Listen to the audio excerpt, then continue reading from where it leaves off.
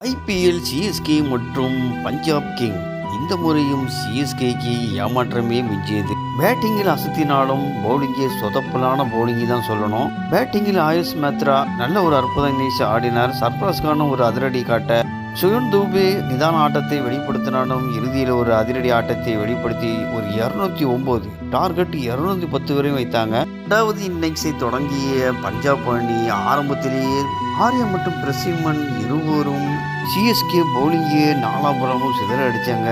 யாருமே ஒரு ஒழுங்கான பவுலிங்கே இல்லை. சிஎஸ்கே பவுலர்லாம் மேட்சில் பவுலிங் போடுறாங்களா இல்லை நெட் ப்ராக்டிஸுக்கு பவுலிங் போடுறாங்கன்னு தெரியல. அந்த மாதிரி தான் பவுலிங் இருக்கு. சிவன் தூபேக்கு யூஸ் பண்ணல. சிவன் தூபே கொஞ்சம் ஸ்லோ பவுலர் போடுவார். தீர் அவருக்கும் பவுலிங் கொடுக்கல. ஃபாரின் பிளேயரை 2 பிளேயர் தான் யூஸ் பண்ணாங்க. ஆக மொத்தத்தில் சிஎஸ்கே இந்த வருஷமும் சொதப்பல். பஞ்சாப் அணி ப்ரெஷர் இல்லாமல் எளிதாக வெற்றி பெற்று டாப்பில் 4 பாயிண்டுகள் பெற்று பாயிண்ட் டேபிள் முதலிடத்தில் உள்ளது என்பது குறிப்பிடத்தக்கது.